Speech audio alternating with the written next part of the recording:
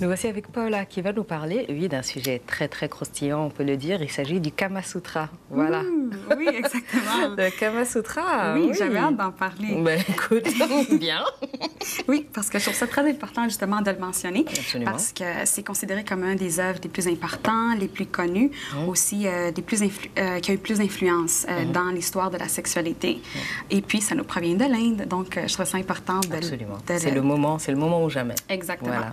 Alors, ce que je trouve très intéressant, c'est que quand on pense au Kama Sutra, automatiquement, on pense aux positions sexuelles, qui est très connu justement pour les différentes positions qu'on y retrouve dans le livre. Mais ce n'est pas juste sur le sexe en tant que tel, l'acte sexuel, mais plutôt c'est vraiment sur l'acte amoureux, l'acte de faire l'amour. Et puis, alors, le livre a été écrit par son auteur est Vatsyayana. Et puis lui, c'était un auteur du 5e siècle en Inde, très respecté, très connu. Et puis lui, il trouvait que l'acte sexuel, c'était plutôt un acte amoureux, un acte, une pratique ancestrale. Puis lui, il trouvait ça très naturel. Il trouvait ça que tout le monde devrait l'exprimer, ne devrait pas être gêné de ça ou le cacher même. Et donc, il a décidé de faire un livre, d'écrire un livre pour donner des conseils comment pratiquer l'art sexuel et aussi comment arriver à maîtriser, disons, l'acte amoureux. Pour lui, c'était un art de vivre et non pas un acte, plutôt un sport comme c'est rendu aujourd'hui, quasiment. Pour certains, effectivement. Non, mais exactement. Ça va beaucoup plus loin que l'acte physique et l'acte charnel. Donc finalement, il y a un côté spirituel là-dedans et le lien entre les deux personnes. Exactement. C'est l'union entre deux personnes. C'est vraiment l'union du couple, le rapprochement de deux personnes. Et puis, c'est pour ça aussi, on va pouvoir voir dans les images, on y retrouve toujours aujourd'hui dans des temples, des sculptures qui, justement, décrivent des positions du Kama Sutra. Mais pour eux, c'était pas une façon de montrer l'acte sexuel, encore une fois, mais c'était vraiment l'union entre le couple qui trouvait ça très important.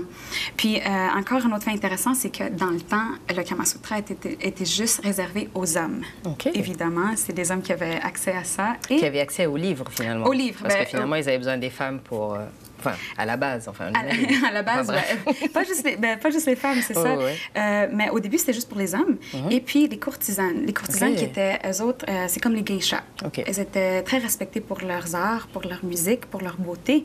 Et puis, donc, c'était un grand privilège d'avoir accès à ces conseils séduisants, comment séduire l'autre personne.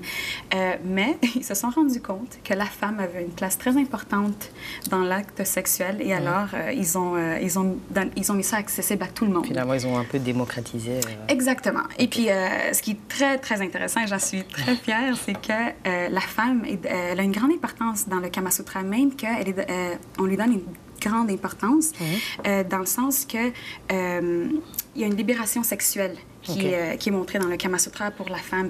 Et puis, c'est intéressant parce que, comme on le sait, la culture indienne, c'est une culture très respectueuse, très conservatrice, très traditionnelle. Et donc, ici, on a un livre qui vient vraiment semer la controverse, qui donne, disons, le pouvoir à la femme. Comment se libérer sexuellement, vraiment, comment jouir de plaisir et vraiment dans tous les sens. Là. C'est le moins qu'on puisse dire, Paola. Non, mais c'est vrai. Puis, c'est ça donne des conseils, justement, pas juste dans l'acte physique, mais comment se sentir plus au pouvoir, disons, en contrôle. Puis même que l'auteur a poussé un petit peu l'enveloppe. Il donne des conseils, par exemple, aux femmes qui sont mariées et puis eux autres qui ont déjà un mari, comment aller séduire un autre homme. Donc ça va véritablement plus... Oui, mais ça, c'est pas un petit peu en contradiction avec ce qu'on disait, le lien d'amour entre les gens? Oui, mais c'est justement la grosse controverse. Parce que, et puis aussi, ça encourage l'homosexualité féminine, entre les hommes et plusieurs partenaires. Alors, c'est vrai que n'importe qui avec des valeurs traditionnelles... C'est quand même précurseur, quand même pas mal, parce qu'on parle là du 5e siècle, donc c'est pas hier. Oui, mais puis c'est vraiment c'est une façon de refléter la culture indienne. Fait que c'est vraiment un autre côté, disons, mais la controverse. Ce qui est intéressant, c'est que le livre est divisé en 7 chapitres. Il y en a juste un, par exemple, qui est consacré à l'acte sexuel, aux positions. Et pourtant, c'est celui qu'on connaît le plus. Exactement. Pourtant, c'est celui le plus populaire, mais non, il y en a 7 divisés. Il y en a un qui est sur le couple, un autre comment séduire l'autre personne. Et le livre est très intéressant.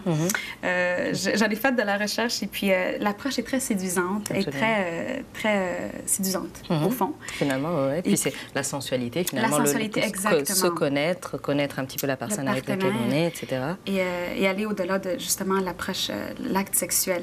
Tout simplement, et le lien, finalement, entre les gens. Oui, et c'est très inspirant pour ceux qui veulent se donner des idées ou apprendre plus. Ça vaut la peine. Ouais, je trouve qu'il y a quand même un fil conducteur dans tes chroniques. Tu vois, on va parler d'architecture, on a parlé de festivals, etc. Mais à chaque fois, il y a un petit peu la question de l'amour et le lien entre les personnes. Je trouve que c'est très beau. Un thème très puissant dans la culture, exactement. Merci beaucoup, voilà. Ça me fait plaisir. Allez, on fait une autre petite pause.